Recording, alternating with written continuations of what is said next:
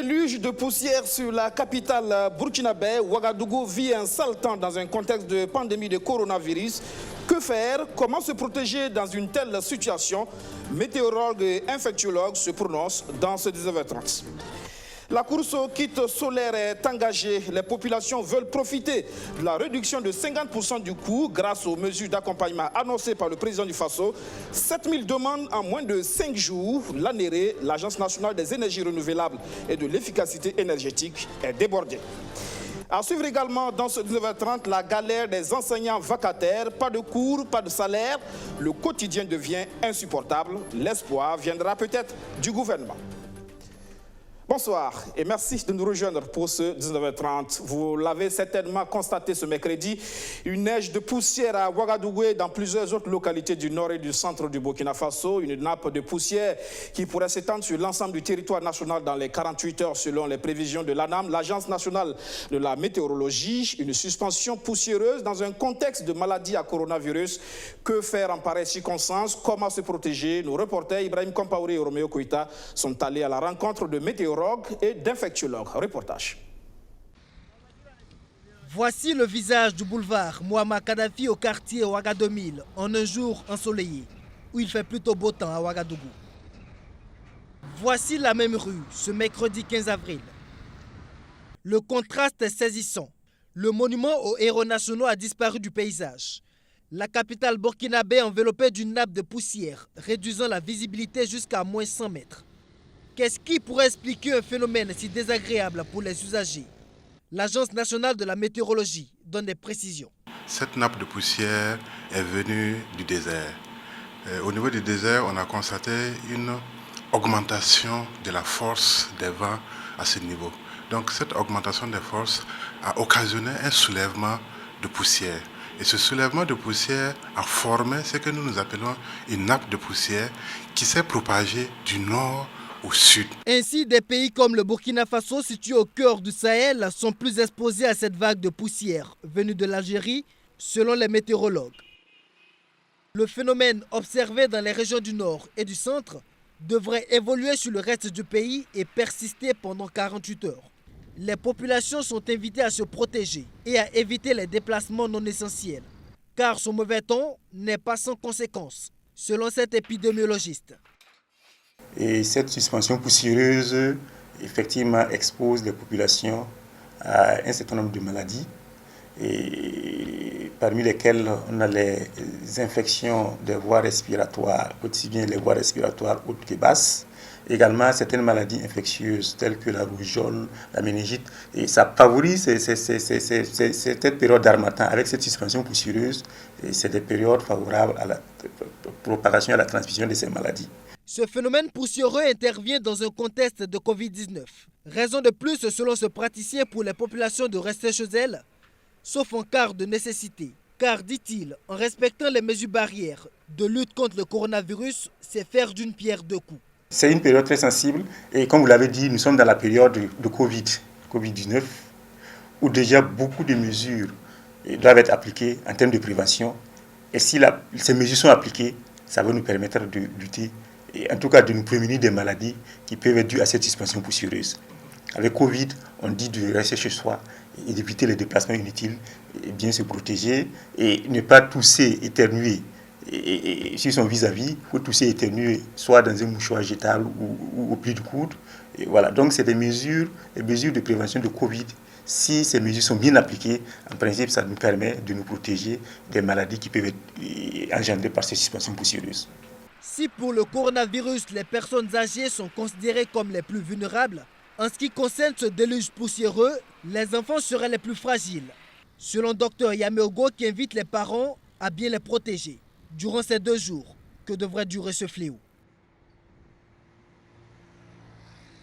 L'ANERE, l'Agence nationale des énergies renouvelables et de l'efficacité énergétique, fait des heureux et des malheureux aussi. Les heureux, ce sont ceux qui reçoivent en ce moment leur kit solaire et les malheureux, ce sont ceux qui apprennent avec désolation la suspension en ce moment de souscription. Souscription pour bénéficier d'un kit solaire dont le coût est réduit de 50% grâce aux mesures d'accompagnement prises par le président du Faso le 2 avril dernier. Cette mesure est dédiée essentiellement aux populations des zones communément appelées non loties de Tanlarguin et à Djikofé, des quartiers non lotis de Ouagadougou. Notre reporter Ahmed Boy a suivi le parcours de 2 consommateurs en quête du précieux kit. Herman habite le quartier Tanlarien à Ouagadougou. Dans cette zone communément appelée non lotie, l'électricité fait défaut. Pour s'alimenter en énergie, il dispose d'une plaque solaire de fortune. Vous voyez les batteries là, vous voyez cette batterie là, c'est comment? C'est pas bombé? Oui, c'est bombé. Et cette batterie également, c'est gâté. Bon, l'énergie n'est pas aussi ça. Donc vraiment, ça me fatigue. Surtout quand je vais charger mon portable. Vous voyez, ça, c'est un convertisseur. Voilà. Une fois que je branche le convertisseur, ça n'arrive plus à charger le portable. Donc, c'est toutes ces raisons que je me suis décidé de me rendre à l'ANERE pour voir le kit solaire. C'est pratiquement le même problème que rencontre Paulin, basé ici, à Djikofé, un autre quartier non loti, à Ouagadougou. Voilà, les dispositifs que nous avons est peu satisfaisant, ce qui fait que je pars à l'ANERE pour me procurer des kits solaires que le gouvernement a donnés. Direction l'Agence nationale des énergies renouvelables et de l'efficacité énergétique. La structure habilitée a offert un kit solaire dont le coût est réduit de moitié depuis les mesures d'accompagnement prises par le chef de l'État suite au Covid-19. Ce kit est passé de 280 000 francs CFA à 140 000 francs CFA. Une belle opportunité pour ces habitants des quartiers non lotis à qui la mesure fait la part belle. Mais, une fois sur place, ce mardi matin, ils apprennent que les souscriptions ont été suspendues. C'est la déception. Moi, particulièrement, je ne suis pas content. Parce que depuis matin, je suis là, aucune information. Sincèrement, je ne suis pas content. Au moins, ils devraient sortir nous dire il y a telle chose, il y a telle chose. Ils ont même du mal à retourner chez eux. Le premier responsable de l'ANERE donne les raisons de cette suspension. En 5 jours, on s'est retrouvé avec 7000 souscriptions. Donc, nous sommes en train de travailler à appuyer ces 7000 souscriptions-là et à revenir sur l'opération. L'agence est donc débordée et sur le terrain, elle s'attelle déjà à l'installation des kits des premiers souscripteurs qui ne cachent pas leur satisfaction. Je suis satisfait. À partir du moment où ça répond à mes besoins, voilà, je suis satisfait. Ces mesures vraiment vont venir en aide à ceux vraiment qui étaient dans les besoins. Selon le directeur général de l'ANERE, ce sont au total 25 000 ménages qui vont être touchés par cette opération. À l'endroit de tous ceux comme Herman et Paulin qui n'ont pas pu souscrire, le directeur général de l'ANERE leur demande de garder espoir. Absolument, l'espoir est permis. Dans le lot des personnes suffisamment impactées par la Covid-19, zoom ce soir sur des acteurs de l'éducation qui bradent du noir en ce moment. Coronavirus a suspendu les cours et donc plus de vacations. Pourtant, c'est de ça que vivent bon nombre de jeunes étudiants en fin de cycle. Aujourd'hui, la galère est totale et les enseignants vacataires se demandent jusqu'à quand. Covid-19 et quotidien des enseignants vacataires, c'est un sujet d'Arsène Konditambe. Les journées de Soumaïla Koura, il les passe désormais plongés dans la lecture. Des moments d'immersion au cœur des mondes imaginaires, décrits dans les nombreux livres qu'il parcourt les uns après les autres. Ces temps d'évasion permettent à cet enseignant vacataire d'échapper à la dure réalité de la fermeture des écoles. Comme vous le voyez, je tiens un livre. Nous essayons de lire pour un peu perdre le temps, parce que les congés qui étaient censés être quelque chose de 10 jours, nous les retrouvons avec 2 mois. Donc, ce n'est pas facile à gérer parce que vraiment, et ce n'est pas comme des congés ordinaires, puisque les mouvements sont limités. Nous ne pouvons pas sortir, nous ne pouvons pas aller où nous voulons. Et vu que la ville de Ouagadougou même est mise en quarantaine, donc on ne peut même pas aller rendre visite à quelqu'un. Depuis 2 années, il donne des cours de vacation dans les lycées et collèges privés de Ouagadougou. Avec la mesure de fermeture des écoles et universités, cet étudiant en Master 1 de linguistique appliquée s'est vu coupé de sa principale source de revenus. Et les charges sociales attendent toujours d'être solutionnées. Chose qui va faire quelque chose de 2 mois de chômage pour un vacataire. Bon, ce n'est vraiment pas facile parce qu'il y a beaucoup de choses à gérer. Voilà. Et derrière un vacataire se trouve aussi souvent une famille à prendre en charge. Et tout cela devient maintenant compliqué. Voilà, c'est vraiment pas facile. Et nous avons dû revoir à la baisse les dépenses quotidiennes et dans le but de pouvoir espérer que nous puissions arriver à la reprise des cours sans beaucoup de dégâts. Emmanuel Sawadogo est lui aussi un enseignant vacataire. La suspension des cours a bouleversé son quotidien. Pour meubler ses journées, il passe du temps avec ses camarades autour d'une théière en attendant de retrouver le chemin de l'école. Pas d'heure de cours, pas de salaire non plus pour ce professeur de français. Le professeur vacataire, vous-même vous le savez, que c'est celui-là même qu'on paye en fonction du nombre de cours dispensés dans les établissements. Mais actuellement, vous voyez que face à cette situation désastreuse, en tout cas qui secoue le monde entier, vous voyez que du coup, le professeur vacataire se retrouve à la fin du mois sans salaire. Donc c'est un peu compliqué pour lui et de pouvoir en tout cas subvenir à ses différents besoins tels que les différents loyers, l'électricité, également l'eau. Pourtant, il faut avoir de l'argent pour pouvoir en tout cas gérer ces différentes choses-là. Le 2 avril, le président du Faso décida de la gratuité de l'électricité et de l'eau pour certaines couches sociales. Une mesure visant à rendre moins pénible cette période de crise sanitaire pour de nombreux Burkinabés. Emmanuel aurait aimé que des accompagnements spécifiques soient annoncés pour ceux qui sont dans son cas. Je dirais que ça peut aller un tout petit peu, mais pas totalement, parce qu'il faut avoir un peu de sous pour pouvoir gérer même le reste. Alors, mais si à la fin du mois, tu te retrouves avec un zéro salaire, je pense que même le petit que tu as là, tu ne pourras pas gérer. Donc, c'est un peu compliqué. Donc, pour moi, en tout cas, il faut trouver en tout cas des alternatives pour les professeurs vacataires pour que en tout cas ces personnes-là puissent subvenir à leurs besoins. Une mesure spécifique a pourtant été trouvée pour les acteurs de l'éducation, selon le ministre porte-parole du gouvernement.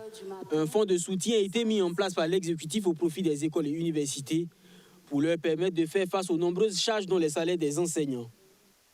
Que les lycées, les collèges, les universités culturelles vacataires regardent ce qui peut être fait et souscrivent à ce fonds ou vont dans la direction du fonds. Il y a des écoles qui ont des problèmes aujourd'hui en termes de retour des scolarités, etc. Comment ils vont faire pour sortir de cette période-là? Il y a des possibilités, soit avec leur banque parce qu'on demande des facilités, soit avec les mécanismes qui sont mis en œuvre. Les mécanismes doivent permettre de ratisser large, parce que sinon on prendra chaque cas de façon individuelle et ça pourrait être relativement difficile. Comme Soumaïla Koura et Emmanuel Sawadogo, ils sont nombreux, ces enseignants vacataires affectés par la fermeture des écoles. Tous attendent avec impatience la levée de la mesure pour retrouver les classes.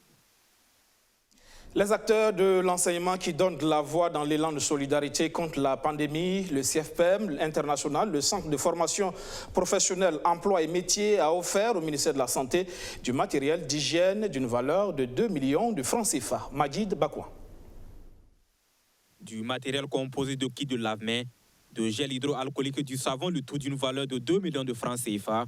C'est le don offert ce 14 avril au ministère de la Santé par le CFPM, le Centre de formation professionnelle, emploi et métiers. Un don qui vient renforcer les moyens du ministère dans la lutte contre la propagation de la Covid-19. En tant qu'entreprise citoyenne, il y a évidemment cette contribution que nous devons bien sûr faire parce qu'on se rend compte que le ministère est entre le four et puis le moulin et la lutte, elle est vraiment très difficile parce qu'elle est venue de façon improvisée. Et c'est une situation internationale, alors qui n'est pas du tout facile. Donc, c'est pour dire que la population burkinabé, quel que soit le niveau, bien sûr, je dirais social de quelqu'un, peut aussi apporter sa contribution pour qu'ensemble nous puissions alors chasser ce Covid-19-là hors de nos frontières, afin que le Burkina Faso puisse reprendre, bien sûr, alors son élan d'avant pour que tout se passe très bien. Cette remise de dons est une réponse à l'appel à la solidarité lancé par le président du Faso dans la lutte contre la Covid-19. Le CFPM international offre des formations professionnelles de courte durée et de l'enseignement supérieur. Il offre aussi des formations professionnelles bilingues avec des diplômes délivrés par le Ghana et l'Angleterre. L'ordre des notaires du Burkina Faso est aussi dans la danse. Ce matin, il a offert 3 millions de francs CFA au ministère de la Santé. Ibrahim Compaoré, Justin Amonto. L'ordre des notaires du Burkina Faso ne veut pas rester en marge de la lutte contre le coronavirus. L'organisation inscrit son nom sur la liste des donateurs. Elle offre 3 millions de francs CFA au ministère de la Santé.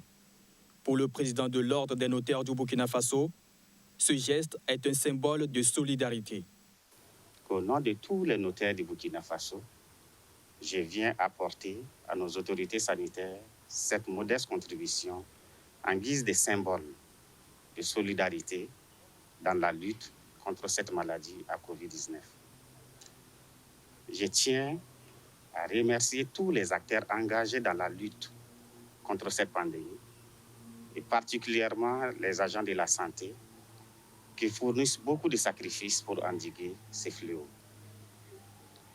Je présente mes condoléances aux familles effleurées. Je souhaite beaucoup de santé aux personnes qui sont malades. Que le Seigneur protège le Burkina Faso. Que le Seigneur bénisse le Burkina Faso. Un geste symbolique qui vaut son pesant d'or. Pour le cabinet du ministre de la Santé, ce don va permettre de renforcer les actions et assurer une continuité dans l'approvisionnement et la disponibilité des équipements. Les institutions financières également. La Banque Atlantique a remis ce matin un chèque de 45 millions de francs CFA au ministère de la Santé. Et ce n'est pas tout. La banque a également offert des consommables médicaux et des réactifs biomédicaux d'une valeur de 30 millions de francs CFA au centre hospitalier universitaire de Tengango. Le point avec Abdoulaziz Saré. La Banque Atlantique ne veut pas rester en marge du combat engagé par les autorités burkinabées contre la pandémie de la Covid-19 qui continue de gagner du terrain. Elle l'a fait savoir ce 15 avril à travers ce don de 45 millions de francs CFA offert au ministère de la Santé. Cette contribution rentre dans le cadre justement de notre participation, l'élan de solidarité qui a été demandé par les autorités publiques. Il est important que nous puissions être présents auprès de nos autorités afin de lutter ensemble contre la pandémie du Covid-19. Nous pensons que main dans la main, nous pourrons travailler effectivement à enrayer cette maladie de notre pays, le Burkina Faso. L'institution financière ne s'est pas limitée à ce seul don en espèces. Elle a aussi fait parler son cœur au profit du CHU de Tengango, où elle a offert des consommables médicaux et des réactifs biomédicaux. Un don en nature d'une valeur de 30 millions de francs CFA. La Banque Atlantique nous a approchés pour demander nos besoins pour la prise en charge du Covid-19.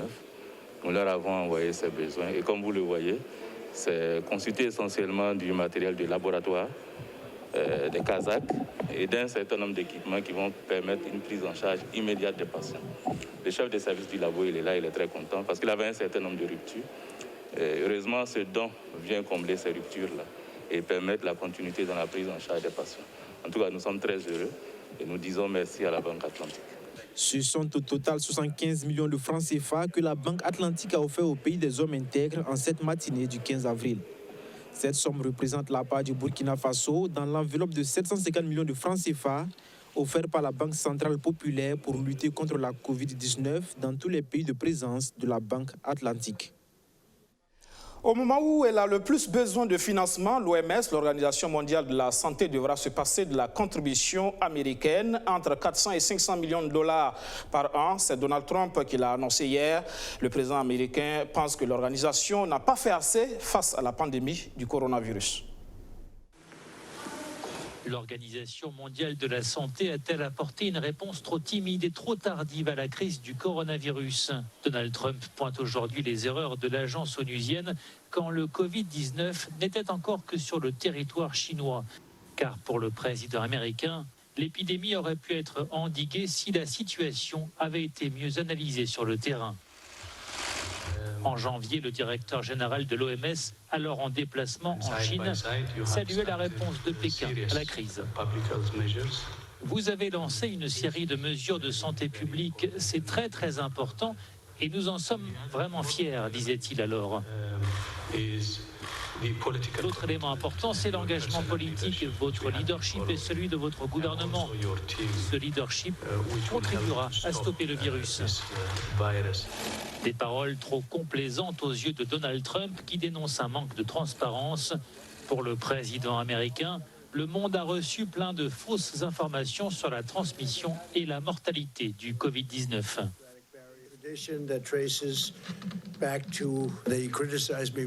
L'OMS m'avait vivement critiqué lorsque j'ai dit que nous allions fermer les vols en provenance de Chine et en particulier de certaines parties de Chine.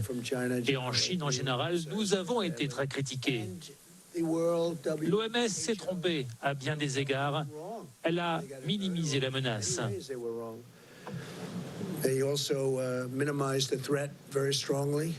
Donald Trump a donc décidé de sanctionner l'OMS en suspendant la contribution américaine comprise entre 400 et 500 millions de dollars par an.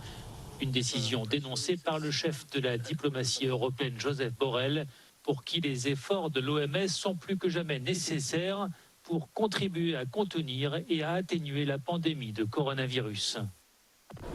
Ce sont les États-Unis désormais qui comptent le plus de victimes au monde du Covid-19. Déjà plus de 25 000 morts. La région de New York est la plus frappée par l'épidémie. On termine ce journal par les hommages de l'Union pour le progrès et le changement UPC à sa vice-présidente Mariam Fofana, décédée le 30 mars dernier. Alexis Belemnaba.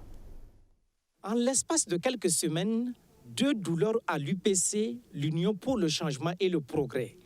Après la députée Marie-Rose Kondi-Tamdé, c'est la 9e vice-présidente du parti du Lion, chargée du genre et de la promotion de la jeunesse, qui crée le vide dans la famille. Un vide fortement ressenti. Mariam Fofana est décédée le 30 mars dernier. La famille UPC lui rend hommage en cette matinée du 13 avril. Les premières pensées qui nous viennent à l'esprit sont bien entendu des pensées de compassion à l'endroit de sa famille qui perd là un membre important et une lumière qui illuminait un peu leur vie à tous. Donc à toutes les familles associées à Mariam, nous présentons nos condoléances les plus attristées et demandons au Seigneur de bien vouloir l'accueillir dans son royaume. Et comme on le dit dans notre manière africaine de parler, que de là-bas, elle puisse envoyer la grâce donc à ces familles-là. Une militante engagée, désintéressée, avec une grande ouverture d'esprit, elle n'a ménagé sa peine pour le parti du Lion selon les témoignages. Pour la famille politique, une lionne est tombée et cela constitue une perte immense. À l'endroit des militantes et militantes de l'UPC que nous sommes, à commencer par les membres de la direction politique, dont elle était membre, c'est une perte immense. Mariam a, depuis la création du parti, été un acteur important dans son évolution, dans son développement. Au niveau de sa province qui est Loué, comme vous le savez, elle occupait des fonctions éminentes, notamment celle de correspondante, avec pour mission donc de mettre en place les structures du parti, donc de le faire vivre. Elle s'est acquittée de cela avec une grande abnégation. C'est une militante engagée, c'était une militante engagée, désintéressée, capable d'avoir une ouverture d'esprit, entretenant de bonnes relations avec tout le monde et en tout cas ne ménageant pas sa peine et son temps pour le parti. Ancienne correspondante du parti dans le Oué, Mariam Fofana était une militante de la première heure. Elle a aussi milité activement dans la société civile où elle avait fait de la défense des droits des femmes son cheval de bataille. Pour le président de l'UPC, le meilleur hommage qui lui sera rendu, c'est de continuer le combat, l'idéal pour lequel elle s'est engagée, le vrai changement. C'est la fin de cette session d'information. Merci de l'avoir suivi. Restez avec nous à 21h. Rendez-vous pour un débat sur l'impact de la Covid-19 sur le processus électoral au Burkina Faso, un dialogue démocratique avec le Centre pour la gouvernance démocratique. Bonsoir.